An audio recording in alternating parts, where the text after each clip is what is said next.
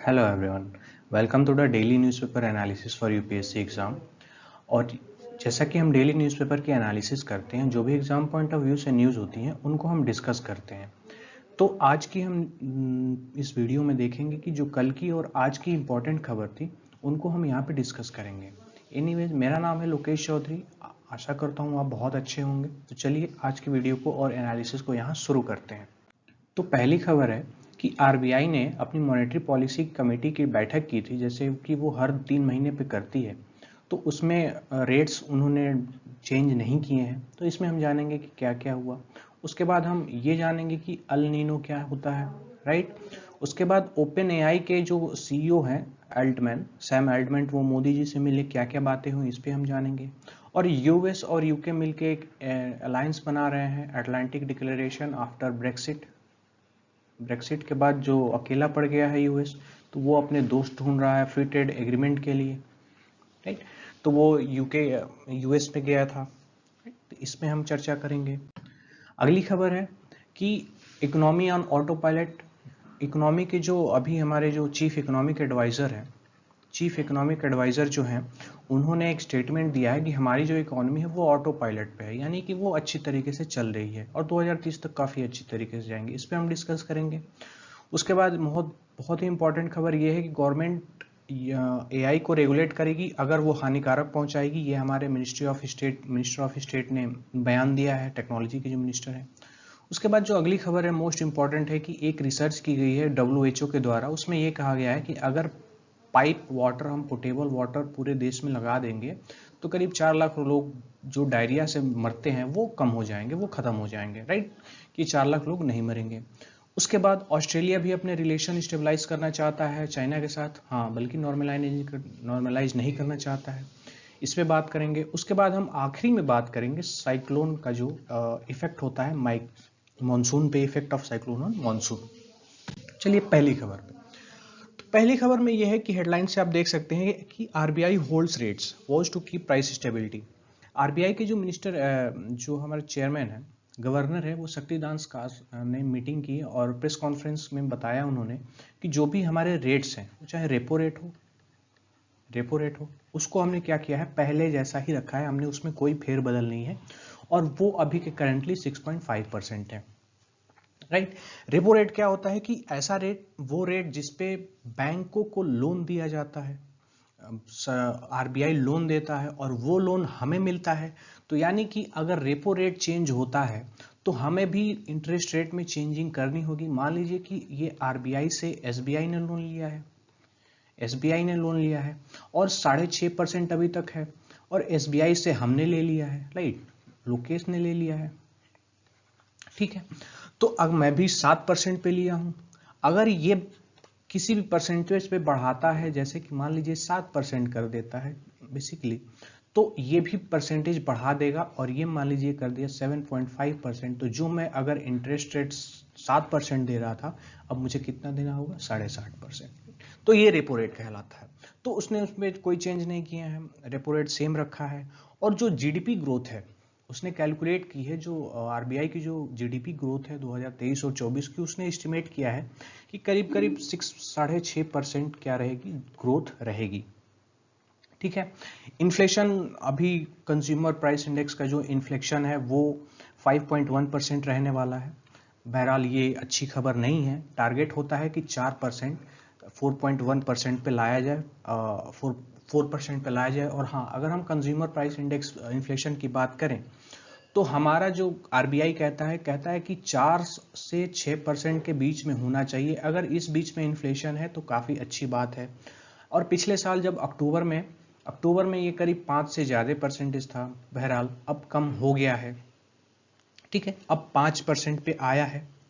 तो ये अच्छी खबर है। और आने वाले दिनों में हम देखेंगे कि सरकार की जो आरबीआई की मॉनेटरी पॉलिसी है उस पर और क्या निर्णय लिए जाते हैं इन्फ्लेशन को कंट्रोल करने के लिए। अगर हम बात करें कि रेट कैसे चेंज करते हैं इन्फ्लेशन को, तो मान लीजिए कि इन्फ्लेशन मतलब होता है महंगाई, यानी कि मार्केट में लोगों के पास पैसा बहुत ज़्यादा है। तो सरकार क्या करती है, ये आरबीआई क्या करती है कि अगर रेट बढ़ा देगी, हमसे पैसा डायरेक्टली ज़्यादा लेगी, इनडायरेक्टली तो पैसा ले लेगी, यानी कि वो मार्केट से पैसे निकाल रही है, राइट। पैसे जैसे ही निकालेगी तो लोगों के पास पैसे कम होंगे तो महंगाई कम हो जाएगी, यानी कि इन्फ्लेशन रेट कम हो जाएगा। तो ये मॉनेटरी पॉलिसी के जरिए आरबीआई की हर 3 महीने पे या 2 महीने पे वो रेगुलेट करते रहते हैं। अगर यही हम चेंजेस देखें गवर्नमेंट से, गवर्नमेंट भी मॉनेटरी पॉलिसी को देखती है, कंट्रोल करने की कोशिश करती है, जिसमें वो क्या करती है कि वो हर 1 साल पे करती है, वो बजट के टाइम पे करती है, ठीक है। और जो आरबीआई है वो हर 3 महीने पे करती है, 3 महीने पे करती है। मॉनेटरी पॉलिसी कमेटी होती है, ये क्या करती है, हर महीने 3 महीने पे रेट को रिव्यू करती है, कि देखती है कि हाँ मार्केट का उछाल देखते हुए, मार्केट में देखते हुए ये अपने रेट को चेंज करती है, right. Repo rate, reverse repo rate. Reverse repo rate यानी कि पैसा सरकार, अगर मार्केट में ज़्यादा पैसा हो जाएगा तो एसबीआई से ये कहेगी कि तुम पैसे लाओ मेरे को, और आरबीआई उसके ऊपर इंटरेस्ट देगी, यानी कि वो पैसा अपने पास लेके आ रही है, यानी कि इन्फ्लेशन बहुत ज़्यादा है, ठीक है। तो ये होता है, तो प्राइस स्टेबल है। और सरकार, गवर्नर का कहना है कि हम इस बार बहुत अच्छा काम कर रहे हैं, और आने वाले जीडीपी ग्रोथ को हमने इतना अंडर एस्टिमेट कर दिया था। हमने कोशिश की थी, जब लास्ट एमपीसी हुई थी, मॉनेटरी पॉलिसी कमेटी की जो मीटिंग हुई थी, उसमें सरकार ने, आरबीआई ने कहा था कि 7.5% तक क्या रहेगी, जीडीपी ग्रोथ रहेगी। बट इस बार की जो मॉनेटरी पॉलिसी कमेटी की रिपोर्ट है उसमें ये कहा गया है, गवर्नर ने कहा है कि इस बार कितनी रहेगी, 6.5% रहेगी, ठीक है। तो ये जीडीपी ग्रोथ चेंज होती रहती है मार्केट को देखते हुए, हमारी प्रोडक्शन को देखते हुए, और एरिया को देखते हुए, sector, secondary sector, tertiary sector कैसे वर्क कर रहे हैं, मार्केट में कितना पैसा प्रोड्यूस हो रहा है, ठीक है। तो ये सब मैटर करता है। एनीवेज, ये थी पहली खबर। चलते हैं अगली खबर पे। अगली खबर है बिपरजॉय। मैंने अभी बताया, जैसे स्लाइड में, थंबनेल में भी लगा रखा है कि बिपरजॉय, जो साइक्लोन आया है अभी के टाइम पे, जो साइक्लोन आया है उसका नाम रखा गया है बिपरजॉय। बिपरजॉय, ठीक है। इसका मतलब होता है कनक्वेरर। कनक्वेरर यानी कि क्या कह सकते हैं, कनक्वेरर मतलब क्या कहें, हाँ, एनीवेज। तो अभी याद आएगा तो बता देंगे, हिंदी वर्ड मुझे पता है। ये एक बंगाली वर्ड है, राइट, ये एक बंगाली वर्ड है, और इसको नेम दिया है किसने, बांग्लादेश ने नाम दिया है इसको, ठीक है। अगर हम बात करें नेमिंग की, अगर ट्रॉपिकल, अगर हम बात करें तो जो भी हमारी इंडियन ओशन के रीजन में जो भी साइक्लोन आते हैं उसकी नेमिंग की जाती है, और वो नेमिंग हर देश देता है। और वो देशों की अगर मैं लिस्ट की बात करूं तो पहले नंबर पे है बांग्लादेश, बांग्लादेश आता है, फिर आता है इंडिया, ये अल्फाबेटिकल ऑर्डर में है। उसके बाद मालदीव, 8 कंट्रीज हैं, मालदीव, म्यांमार, ओमान, पाकिस्तान, श्रीलंका और थाईलैंड। अगर हमारे इंडियन ओशन के रीजन में अगर कोई भी साइक्लोन आता है तो उसकी नेमिंग ये 8 देश सीरियल वाइज से करते हैं, जो अल्फाबेटिकल ऑर्डर में लिखे हुए हैं। अभी जो बिपरजॉय है इसका नाम दिया है बांग्लादेश ने, बांग्लादेश ने बिपरजॉय दिया है। और अगर आने वाला और कोई साइक्लोन आता है तो इंडिया ने नाम दिया है तेज, यानी कि अगर कोई साइक्लोन आएगा तो उसका नाम होगा तेज।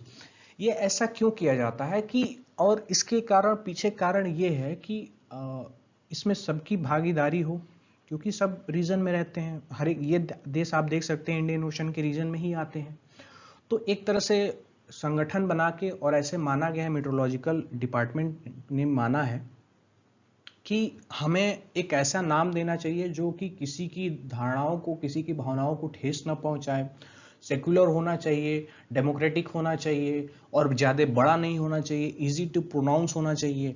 ये सब क्या कह सकते हैं कि फैक्टर्स हैं जिसके ऊपर इसमें हैं। तो आने वाला और पीछे वाला जो अभी पीछे आया था, माचू, आई थिंक माचू ही था, राइट, ये भी था। इसके बाद हम करेंगे साइक्लोन वाले में।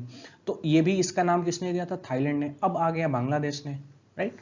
तो ये बातें हैं। और अगर हम बात करें कि साइक्लोन ये आया कहाँ है, तो उसकी हम बात करते हैं, तो ये एक ट्रॉपिकल साइक्लोन है, राइट, जो कि अभी हमारे मॉनसून से पहले आया है। और मॉनसून पे क्या इफेक्ट करेगा इसकी हम बात करेंगे आगे।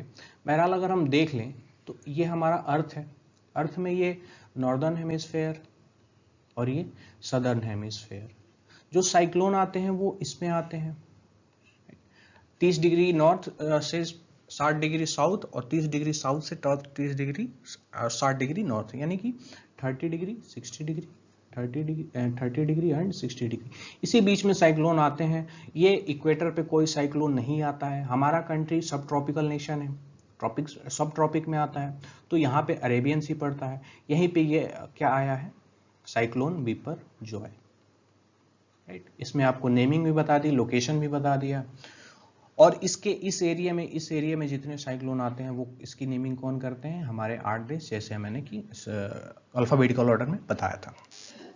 ठीक है, खैर चलते हैं अगली खबर पे। अगली खबर है कि यूके और यूएस एक अटलांटिक डिक्लेरेशन बनाना चाहते हैं, जिससे कि वो उनके जो टाइज हैं, जिससे उनके रिश्ते हैं वो अच्छे हो जाएं। इस संदर्भ में ये सुनाक जी गए थे व्हाइट हाउस, राइट। ऋषि सुनाक गए थे व्हाइट हाउस में और इन्होंने बात की, बट कोई सहमति नहीं बन पाई है। बहरहाल अगर हम यूके की बात करें तो ये ब्रेक्सिट के बाद, राइट, ब्रिटेन से, यूरोपियन यूनियन से बाहर निकलने के बाद इसकी इकोनॉमी थोड़ी सी कहीं ना कहीं, इन्फ्लेशन काफ़ी ज़्यादा हो गया है। जैसा हमने न्यूज़ में अक्सर देखते रहते हैं, इन्फ्लेशन यहाँ पे बहुत ज़्यादा हुआ है, लोगों को नौकरियां जा रही हैं, ठीक है। तो इस संदर्भ में ये यूके के पीएम चाहते हैं कि मेरे को ऐसा रिलेशन बना दें कि जो एग्रीमेंट है, ट्रेड वगैरह है, जो इन्वेस्टमेंट है, वो हमारे देश में आए, जिससे कि हमारी इकोनॉमी अच्छी हो, सुधरे। तो ये चाहते हैं कि एक अटलांटिक डिक्लेरेशन बनाया जाए, किसके साथ, यूएस के साथ। और हमें क्या उसके साथ बना के हम इस पे किस पे बात करें, फ्री ट्रेड एग्रीमेंट की बात करें, ठीक है। फ्री ट्रेड एग्रीमेंट यानी कि टैक्स फ्री एग्रीमेंट होता है, और जिसमें कि इंडिया का अगर यूएस का सामान यूके में जाएगा तो वो टैक्स से वंचित होगा, टैक्स नहीं लगाएगी वहाँ की सरकार, और अगर यूके का सामान कोई यूएस में आता है तो वो भी यूएस की सरकार टैक्स नहीं लगाएगी। खैर अभी हमारी बात चल रही है ऑस्ट्रेलिया से और सऊदी अरेबिया से और दुबई से, यूएई से, किसके लिए, फ्री ट्रेड एग्रीमेंट की इंडिया के कॉन्टेक्स्ट में मैं बात कर रहा हूँ। खैर आगे बढ़ते हैं। अगर ये क्यों चाह रहा है कि मैं बात करूं, राइट, तो अटलांटिक डिक्लेरेशन का जो मेन मोटिव है वो ये है कि जो इंडस्ट्रीज हैं, डिफेंस है और रिन्यूएबल सोर्सेस हैं, वो कंपटीशन बहुत बढ़ रहा है, राइट। अगर हम इसको रख लें, अगर यूएस को और यूके को एक साइड रख लें और रशिया चाइना को हम एक साइड रख लें, तो जो एनर्जी के मामले में रशिया बहुत आगे है, इंडस्ट्रीज के मामले में चाइना बहुत आगे है। तो इसको काउंटर करने के लिए यूके चाहता है कि इसको काउंटर करने के लिए हम एक अटलांटिक डिक्लेरेशन बनाएं, एक संगठन बनाएं जिससे हम अपनी नीड को भी पूरी कर सकें और इसे काउंटर भी कर सके, जो भी इसका जो डोमिनेट कर रहा है वर्ल्ड में, इसको भी हम देख सकें, ठीक है।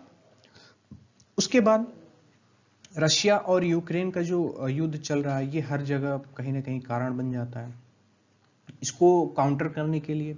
उसके बाद एआई के इवोल्यूशन को भी देखते हुए अपने जो सोर्सेस हैं उसको बनाने के लिए इस पे भी बात की गई थी, ठीक है। बहरहाल अगर हम बात करें तो इसका जो मीटिंग का रिजल्ट है वो काफ़ी पॉजिटिव नहीं रहा, कुछ बातें नहीं हो पाई, कुछ चीज़ें फाइनल ही नहीं हो पाई, बस मीटिंग हुई और वापस चले आए, ठीक है। खैर अटलांटिक डिक्लेरेशन आप याद रखें किससे रिलेटेड है, ये यूएस और यूके से रिलेटेड है। किस चीज़ के लिए, रिन्यूएबल एनर्जी को बनाने के लिए, डिफेंस को, और रिन्यूएबल एनर्जी, डिफेंस और इंडस्ट्रीज को बढ़ावा देने के लिए एक टाइज मजबूत करने की कोशिश है, किसके द्वारा, यूके के द्वारा। एनीवेज चलते हैं अगली खबर पे। अगली खबर है आज के पेपर में थी, और जो हमारे CEA हैं, यानी कि चीफ इकोनॉमिक एडवाइजर वी आनंद नागेश्वरन, ये हैं, इन्होंने कहा है कि जो हमारी इकोनॉमी ऑटो पायलट पे चल रही है, मीन्स कि हमारी इकोनॉमी अब अच्छी चल रही है, राइट। और जो हमारी इकोनॉमी है वो 6.5% से 7% तक रहेगी, कब तक, 2030 तक।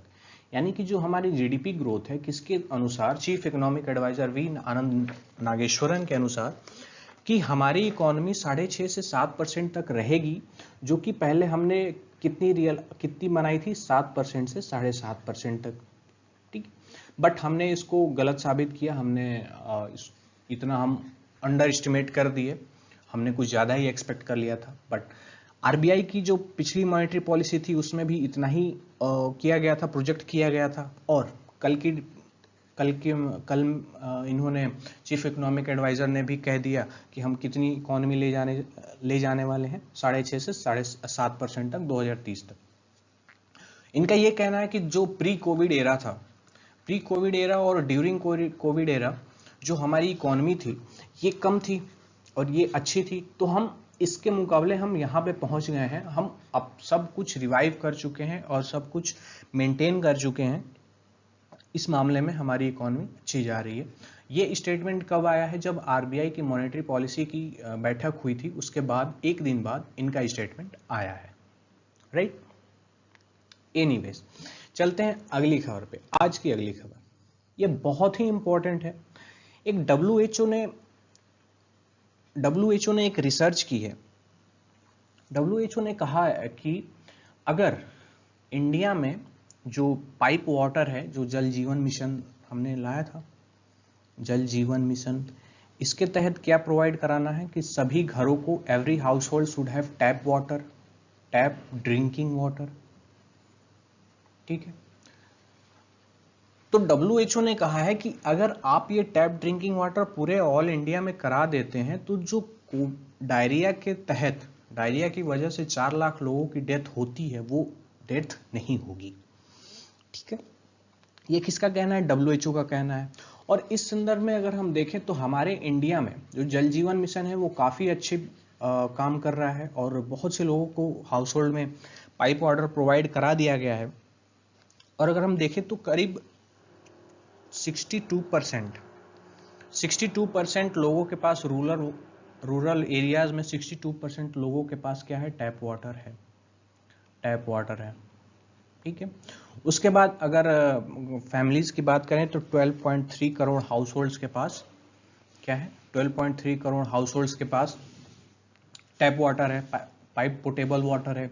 ये किसकी रिपोर्ट है, ये डेटा है जल जीवन मिशन का, ये है जल जीवन मिशन का। और सरकार का कहना ये है, यानी कि जल जीवन मिशन के तहत मानना ये है कि 100% हमें कब तक कर देना है, 2024 तक, ठीक है। हमारा टारगेट 100% का 2024 तक है। और अगर हम फंक्शनल वाटर की बात करें, यानी कि पाइप वाटर की बात करें, तो इसका मतलब ये नहीं कि सबके घर में टोटी लगा दिया और पानी आ ही नहीं रहा, 2 दिन पे 4 दिन पे आ रहा है, तो इसको हम पाइप पोर्टेबल वाटर नहीं बोलेंगे, यानी कि वो उसकी तो नीड पूरी नहीं हो रही है, ठीक है। तो इसका अगर हम डेफिनेशन की बात करें तो अगर इंसान को, अगर मान लीजिए कि हर घर में 4 लोग हैं, इनको पूरे साल डेली के डेली 55 लीटर अगर पानी मिल रहा है तो ये क्या है, फंक्शनल टैप वाटर है, फंक्शनल टैप वाटर है, ठीक है। ये कहना है किसका, जल जीवन मिशन के या फिर फंक्शनल टैप वाटर की डेफिनेशन के हिसाब से।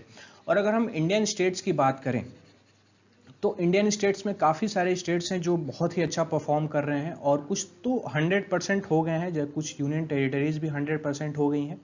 अगर हम 100% पाइप वाटर की बात करें कि कहाँ पे पाइप लग गया है, हर हाउस होल्ड्स में लग गया है, तो वो है गुजरात में हो गया है, तेलंगाना में हो गया है, राइट, गोवा में हो गया है, हरियाणा में हो गया है, पंजाब में हो गया है, ठीक है।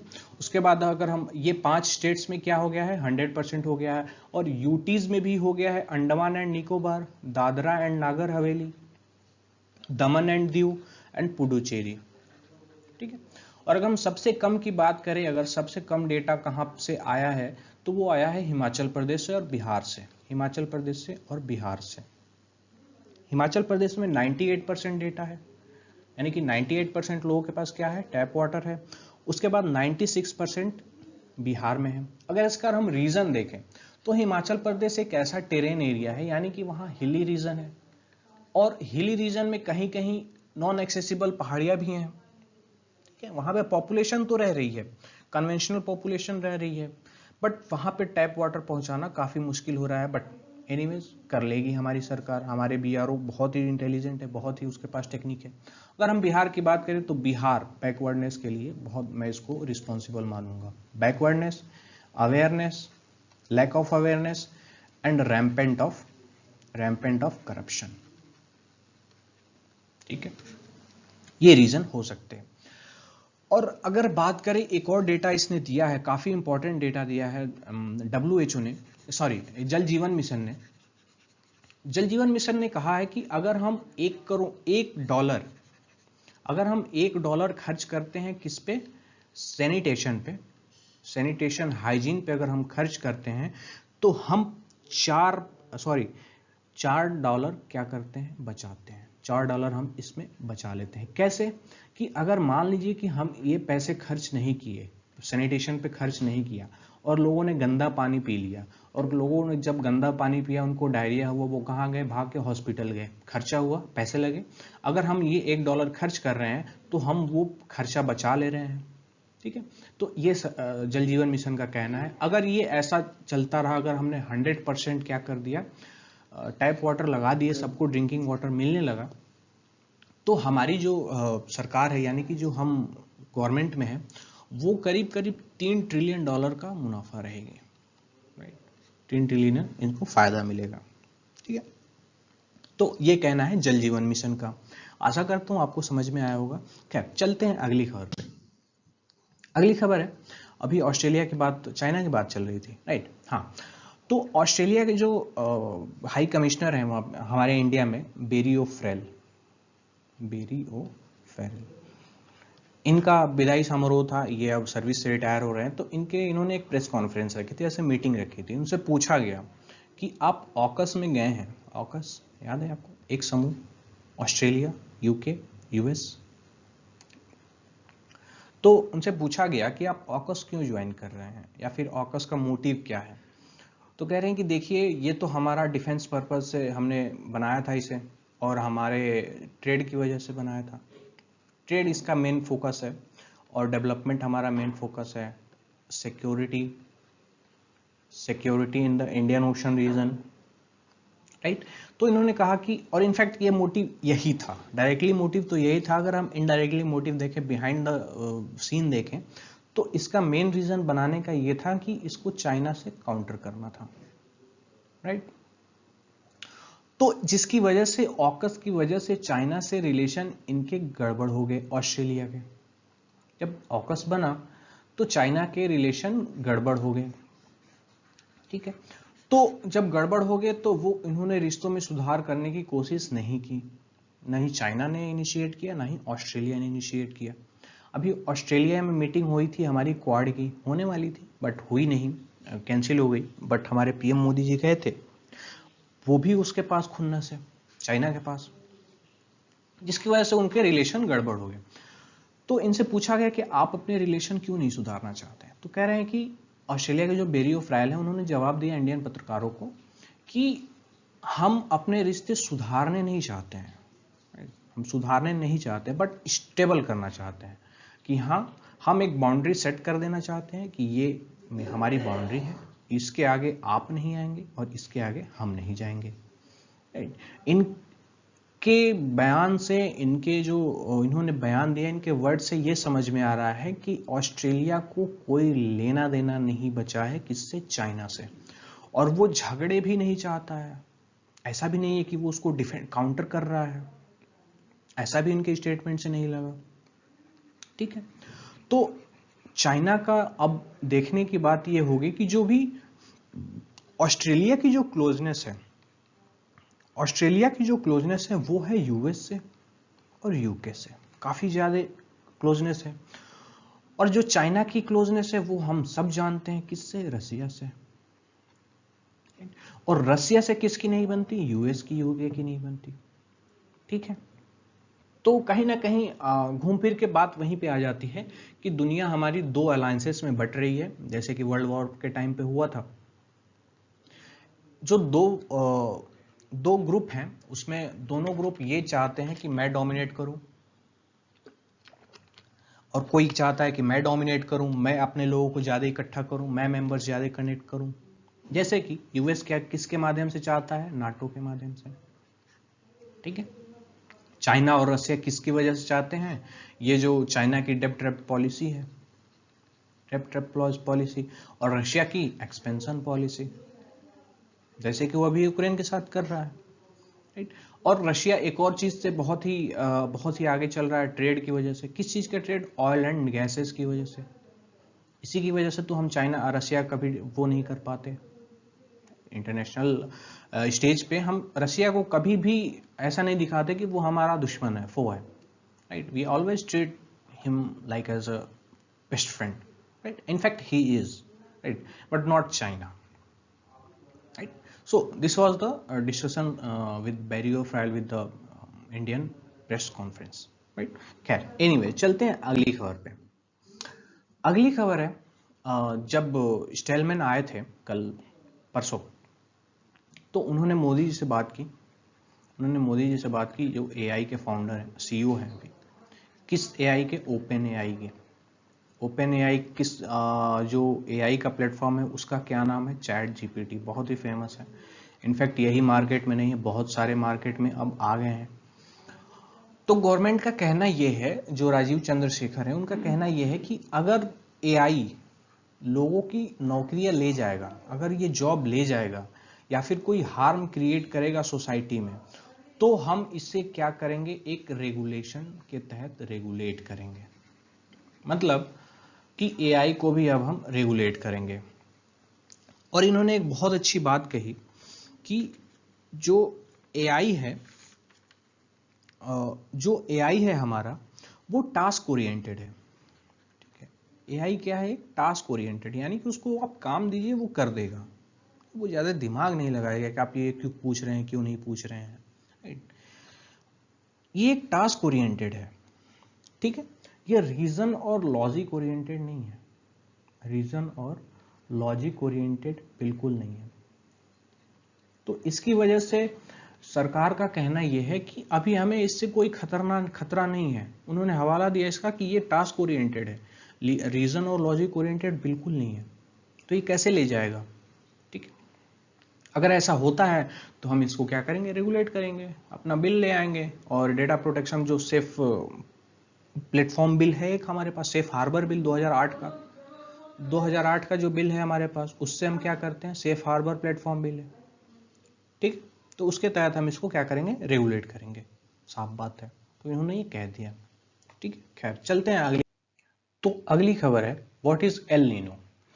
इसमें हम जानेंगे कि एल नीनो एक फिनोमिना होता है जो कि वेस्ट इक्वेटोरियल पैसिफिक ओशन के तहत होता है। और ये कुछ नहीं होता है, ये एक मूवमेंट ऑफ वाटर होता है। ये हर 2 से 7 साल के बीच में होता है, आता है।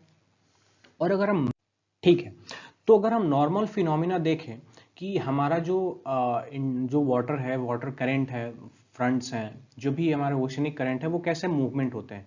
तो नॉर्मल तौर पे ये इधर से आते हैं, इधर से चले जाते हैं, ठीक है। और ये जो ब्रांच है यहाँ से ये घूम जाती है, ये इधर घूम जाती है, इधर से मानसून की हवाएं आती हैं, मानसून की हवाएं इसको साथ लेके चली जाती हैं। ये नॉर्मल फिनोमिना है। बट अगर हम बात करें कि एल नीनो के साल में क्या होता है, कि ये साल एल नीनो का है, तो ये जो पानी और हवाएं इधर आ रही थी, जो वेस्टर्ली इधर आ रही थी, ईस्टर्न की तरफ आ रही थी, वो क्या होती हैं कि वो अब पीछे की तरफ जाती हैं। एल नीनो के ईयर में ये इधर की तरफ जाती हैं, ठीक है। तो इधर की तरफ जाती हैं, तो ये पानी भी इधर लेके आती हैं, ये पानी भी इधर लेके आती हैं। तो ये मॉनसून का हवाएं हमारे यहाँ आ रही हैं, यानी कि मॉनसून भी हमारे यहाँ आने वाला है। तो ये जो वाटर करंट आता है, ओशनिक करंट आता है, ये मॉनसून की हवाओं को भी साथ में लेके चल देता है, जिससे कि क्या होता है कि ये हमारा इंडियन रीजन में जो भी क्या आता है, मॉनसून आता है, तो मॉनसून यहाँ पे कम हो जाता है।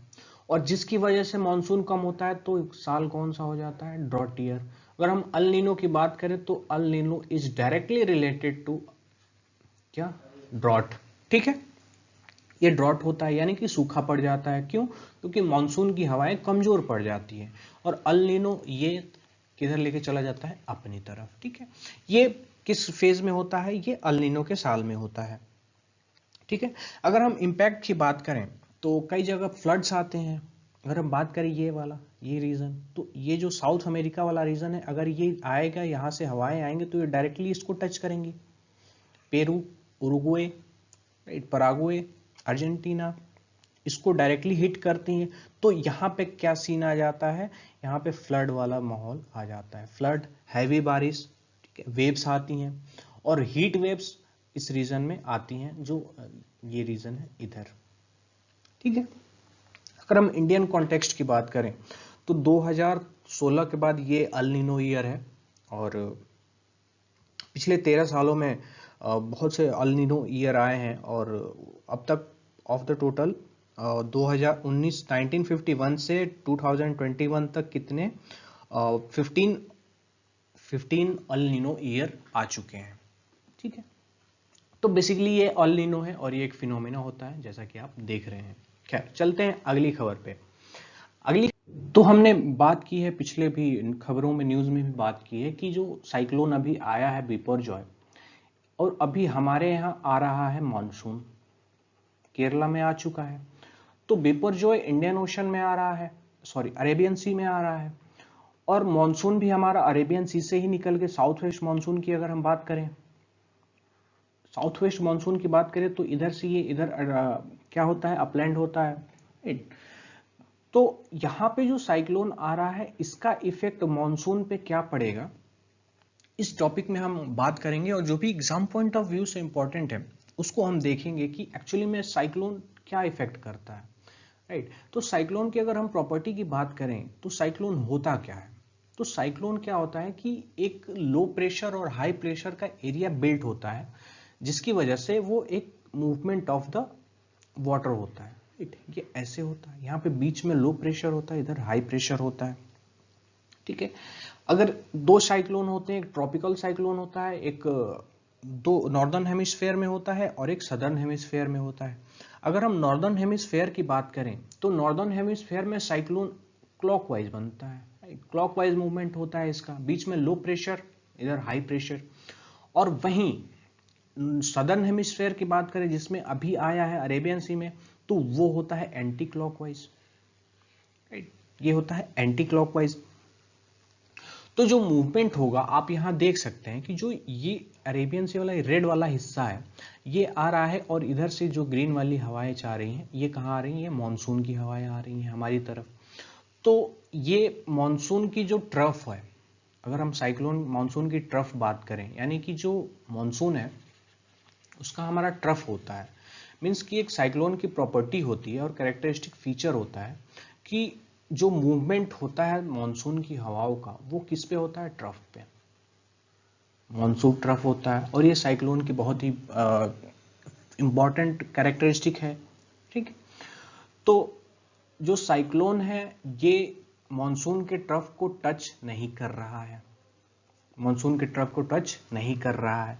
अगर ये टच करता तो मॉनसून की जो हवाएं हैं, और जो भी मॉनसून की हवाएं हैं, ये इस एरिया में तो होता, राइट, इस एरिया में इसका इफेक्ट तो आता ही, but most of the effect कहाँ चला जाता, ओमान की तरफ चला जाता, ठीक है, वेस्टर्न पार्ट में चला जाता। बट ये मॉनसून की ट्रफ को टच नहीं कर रहा है, तो यानी कि हमारी मॉनसून की जो हवाएं हैं वो अभी सेफ हैं। ठीक है, और ये अभी लैंड पे उतरा नहीं है, अभी ये लैंड बिपरजॉय जो है वो लैंड पे उतरा नहीं है, करीब 13 जून को शायद लैंड करे। ठीक है, तब तक हमें देखना होगा कि, और आईएमडी जो भी है, इंडियन मेट्रोलॉजिकल डिपार्टमेंट है, वो बिल्कुल नज़र बनाए हुए है कि इसका इफेक्ट अभी तक क्या है, राइट, अभी तक क्या है। अगर हम पिछले महीने की बात करें, मवार की, मवार जो आया था, मवार टाइफून, टाइफून किसको बोलते हैं, ये जो नॉर्दर्न हेमिस्फेयर में जितने भी साइक्लोन आते हैं उनको हम टाइफून बोलते हैं। बेसिकली ये कैसे होते हैं, ये बहुत ही ठंडे होते हैं, राइट, और ये फिलीपींस वगैरह में आते हैं इधर, राइट, इधर आते हैं, इस एरिया में आते हैं, और ये चाइना को ले जाते हैं, जापान को ले जाते हैं। ठीक है, तो ये जब लैंडफॉल हुआ था इसका, तो ये बहुत ही एक साइक्लोन हुआ था, और ये सुपर स्टॉर्म में बदल गया था, सुपर साइक्लोन में बदल गया था, यानी कि ये बहुत ही खतरनाक था और काफी मानहानि का कई सारे नुकसान हुए थे इसके। बहरहाल इसका रीजन हम अगर बताएं तो जो ये गर्म हो जाती है, ये अरेबियन सी है और ये बे ऑफ बंगाल और इंडियन ओशन, ग्लोबल वार्मिंग की वजह से 1 डिग्री सेल्सियस बढ़ गया है टेम्परेचर किसका, अरेबियन सी का। जैसे ही 1 डिग्री बढ़ा है, यहाँ पे गर्मी होती है, लो प्रेशर बिल्ट होता है, इधर हाई प्रेशर होता है, तो लो प्रेशर से हाई प्रेशर की ओर विंड जाती है, तो ये हमारा मानसून आता है। और वहीं साथ ही साथ यहाँ पे क्या बिल्ट हो रखा है, साइक्लोन बिल्ट हो रखा है। तो साइक्लोन भी क्या करेगा, वो अपने लिए लैंड ढूंढेगा कि वो लैंडफॉल करे, राइट। ये सदर्न हेमिस्फेयर की बात चल रही है, तो ये सदर्न हेमिस्फेयर में एंटी क्लॉकवाइज ऐसे घूमते हुआ अब जाएगा। तो अभी साइंटिस्ट का कहना है कि अभी इससे नुकसान हमें तो नहीं दिख रहा है, बट हाँ जो मवार आया था बिपरजॉय आएगा, मवार आया था जो मई में, उसका बहुत ही ज्यादा सुपर टाइफून में कन्वर्ट हो गया था। और 2023 का ऐसा माना जा रहा है कि सबसे तगड़ा क्या है, सुपर टाइफून यानी कि साइक्लोन है अब तक का। और इंडिया में अभी जब तक ये लैंडफॉल नहीं होगा तब तक हमें इफेक्ट देखने को नहीं मिलेगा, क्योंकि अभी मॉनसून जस्ट अभी अराइज हुआ है, जस्ट अभी लैंड हुआ है, और जो ये साइक्लोन है इसको लैंड होने में अभी थोड़ा समय है, ठीक है। तो अभी खासा इफेक्ट इतना नहीं है। खैर आज के लिए इतना ही, मिलते हैं कल की वीडियो में। आशा करता हूँ आपको समझ में आया होगा। अगर आपको समझ में नहीं आया है तो आप कमेंट करिए कौन सा टॉपिक आपको समझ में नहीं आया है, कोशिश करूंगा उसे अच्छे से और एक्सप्लेन करने की, पढ़ के और अच्छे से समझाने की। मिलते हैं कल, तब तक के लिए रखिए बाय बाय, टेक केयर।